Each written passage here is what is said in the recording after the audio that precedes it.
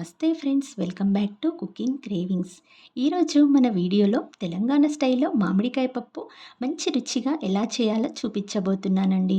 వేసవి మొదలైందంటే ఆవకాయ, మామిడికాయ పప్పు ఉండాల్సిందే.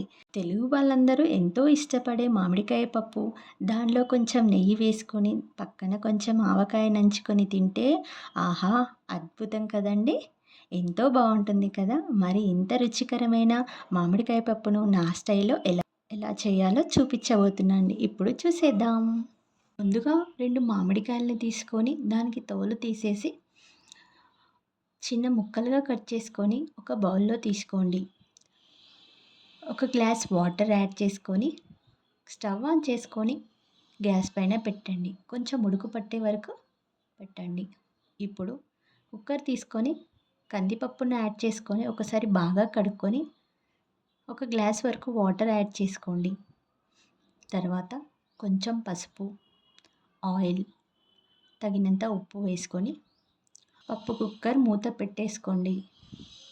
ఇప్పుడు స్టవ్ ఆన్ చేసుకొని కుక్కర్ని గ్యాస్ పైన పెట్టి 3 విజిల్ల వరకు మాత్రమే ఉడికించండి. తర్వాత మనం ముందుగా స్టవ్ మీద పెట్టిన మ్యాంగోని ఒకసారి మ్యాంగోని బాగా కలుపుకొని పప్పు కుక్కర్ తీసి దానిలోకి పోసేయండి. దానిలోనే కొంచెం కారం, ఉప్పు, ఉల్లిగడ్డలు, 2, 3 వెల్లుల్లిపాయలు వేసుకొని కొంచెం బాగా మిక్స్ చేసుకోండి. దీనిని స్టవ్ ఆన్ చేసి గ్యాస్ పైన కొంచెం సేపు ఉడకనివ్వండి. పప్పు ఉడికేలోపు పప్పుకి మనము పోసి వేద్దాం. ఇప్పుడు కొంచెం ఆయిల్ చేసుకొని కొంచెం జీలకర్ర, 2, 3 పచ్చిమిర్చి, మనం దంచి వేసుకున్న వెల్లిపాయలు వేసుకొని ఒకసారి మగ్గనివ్వండి.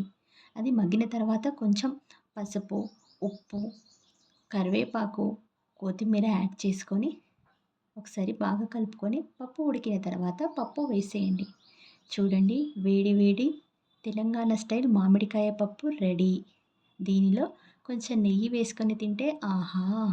Thanks for watching.